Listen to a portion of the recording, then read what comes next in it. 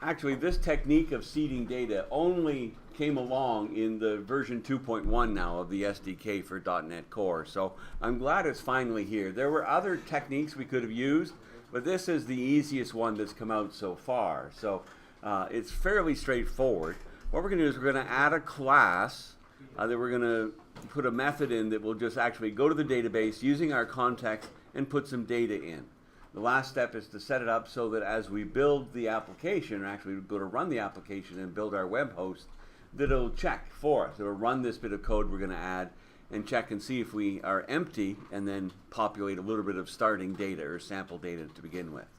So the tutorial that I've put the link to, that first tutorial, he does go through this seed data approach, but for some reason he has you create this class for seeding data inside the models folder.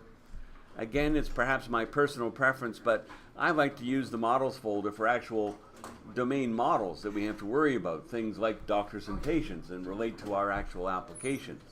So something that's related to just getting some plumbing in place for seeding data in the database makes more sense to me. It should be under data, right?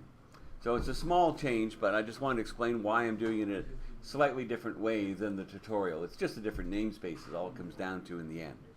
So if I right-click data, I can just say add class, right?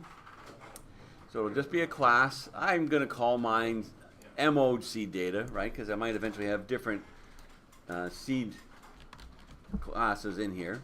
So medical office seed data. So I'll just click add there. So it gives me this class. Now the thing about it though is I probably don't want just a regular public class. It could be a static, right? Static means, of course, as you know, that it's really there as a resource in the system. I'll call its methods, but I'm not going to be doing anything else with it. So it's just sitting there like a math class that I might call for its functionality, right? Okay. Now inside it, I'm going to add some code. Now I could put the code in place and do my control period trick over and over again to get all the usings in place. But this time, I think I'm going to actually throw the usings in the top. I have them in my copy-paste file. Right? Actually, one of them is wrong. I've got to fix that. I keep forgetting. See, I first did it following the tutorial, and then I changed my mind because I thought it made more sense to have it in here. So this using was, in theory, to actually access my doctor and patient, actually access items inside the data for the context. But since it's inside the data namespace, what I'm going to need instead is the models folder, so that I actually have access to the definitions of what a doctor and a patient is. Okay? So remind me to fix that. I'm going to do that in my copy-paste file and update it on break. Okay, the next one I added is any framework core. Obviously that's what we're using for talking to the database, right? And then we're also going to use dependency injection so that we can actually just inject the context object we want to use into this class. All right. So with that in place, what we're going to do is I might as well copy the code right out of my copy-paste file here and just put it in place. I think I have one too many curly braces selected, so I probably, no, well, I'll do a build and I'll find out. That's the way to check right away. Did I copy the right amount of code or not? Okay, it succeeded, so I did it correctly. All right, now it looks like a lot of code, but really it's fairly straightforward. What we're doing here is we have another static method here called initialize. Okay? Using dependency injection, I can give it a service provider, and then I can create my context here using that service provider to get my medical office context. So that service provider is my general purpose dependency injection service provider, right? Have you used the using command in C# before? Okay. Okay, yeah, that's all right. The same concept here.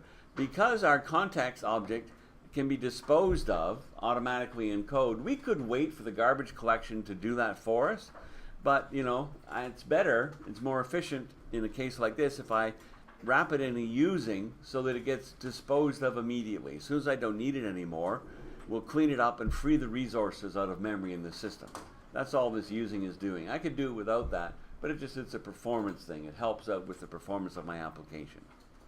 All right, so once we're in here, basically this is all just the plumbing to get my context available. Now I can talk to the database. So what am I going to do in the database? Well, I'm going to look for any patients, okay, or any data, I should say, right? Since we can't have patients without doctors, you know, we can go ahead and do that. I should maybe change that to doctors. All right, so we'll just look, are there any doctors? So this is an example, going to the context. Remember, inside the context, we added those two DB sets. A DB set of doctor objects we call doctors, and a DB set of patient objects we call patients, right? So they're just collections, and they're available through the context. So I can just go context.doctors.any. Hey, anybody home, right? Are there any doctors there? The bang at front, the exclamation mark, means not. So if there's not any data in our doctors DB set collection, well, then I know the table is empty, right? So I can use my DB sets add range method to add a whole bunch of objects at once instead of doing it one at a time. So all I do then is I create in my add range here a whole bunch of new doctor objects, just specifying the different properties that are required, right? So I've got Dr. Gregory House, etc., right? Notice that the middle name is nullable, so I don't have to always have a middle name property. Okay? So I create 3 different doctors inside this range, and then this line here looks after saving that data to the database. Right? So, hey, don't worry about writing all the insert statements in SQL. Entity Framework will look after that for you. It will actually execute it when I call save changes and put the data in place. Okay? Then I can check, okay, now I have some doctors guaranteed. I can add patients, right? So if there are doctors in place, then I can go ahead and check if there are patients. If not, then I'll add a range of patients as well. Now the extra tricks I'm doing inside here is I build the data for each patient object. One of the little things is when you're going to set a datetime object, good idea to use datetime.parse to create the right type of object to store there, right? That just helps make sure you have the right type of animal to put in the pen, okay? Email is a string, whereas phone number, remember, was that int 64, so it doesn't have quotes around it. It's just a big integer, okay? All right, now, the most tricky one is our foreign key, the doctor ID.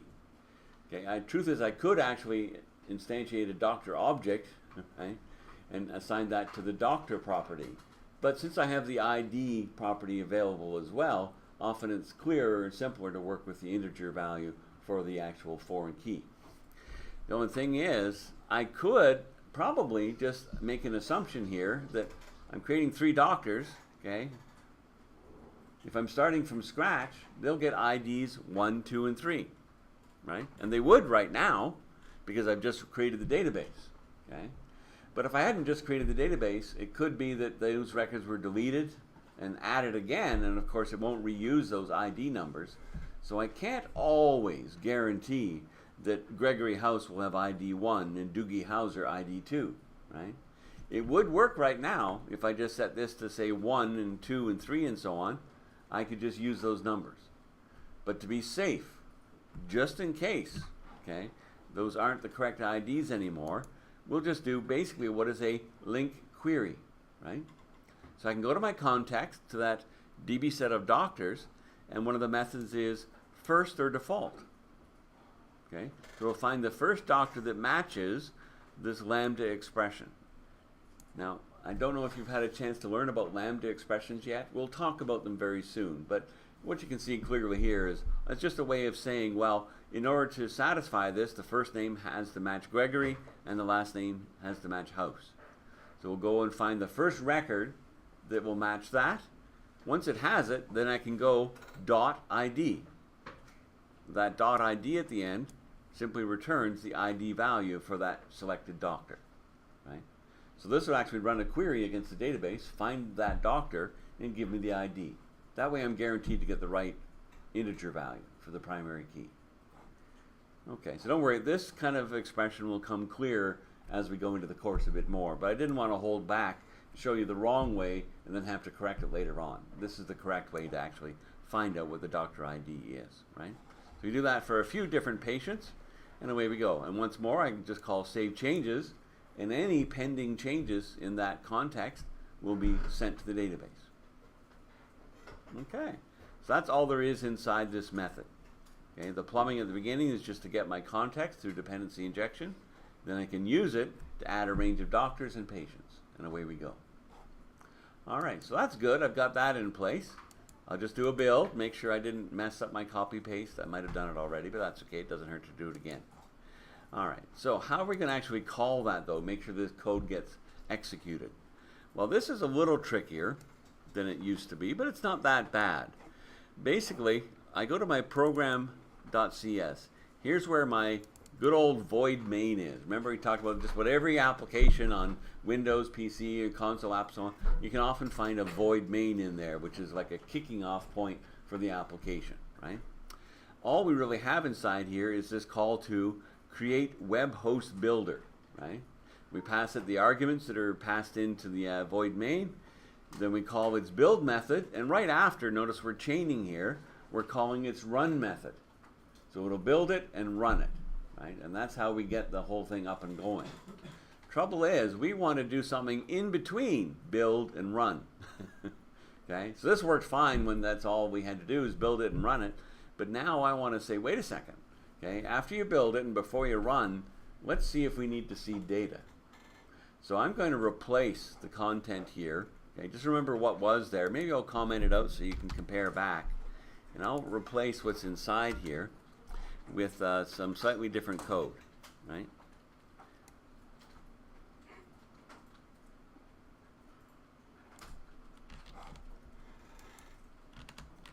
Okay.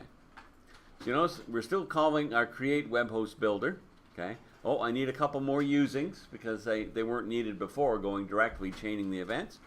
But I can just go my control period, get up my using. Okay, it suggests to fix this. Add the using for my dependency injection extension.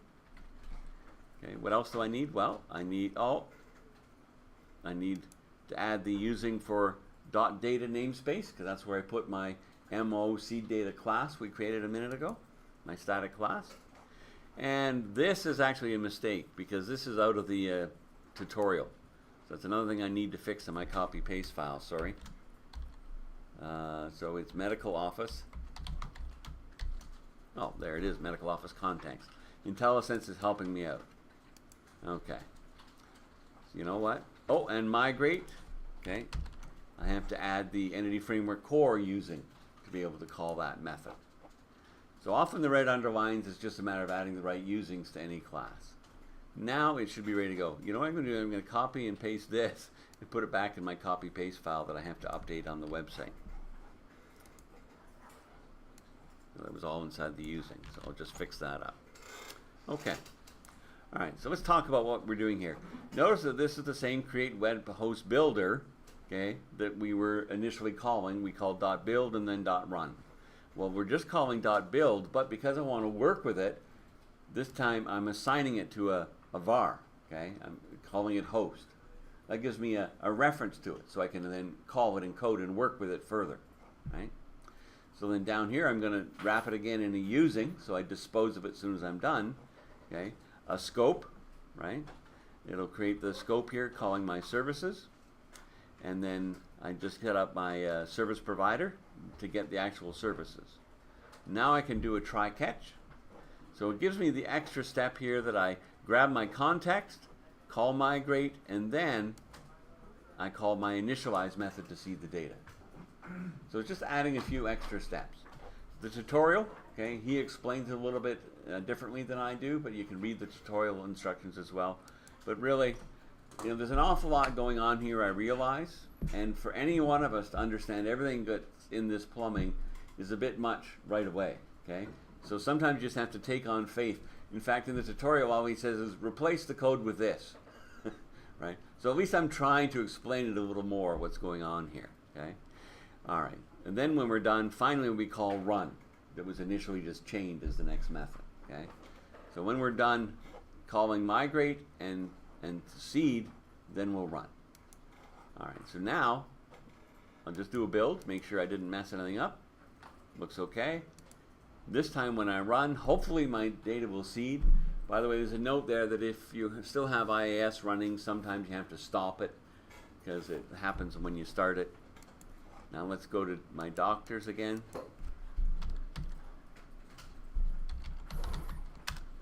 And there we go. There are my 3 doctors. If I go /patients,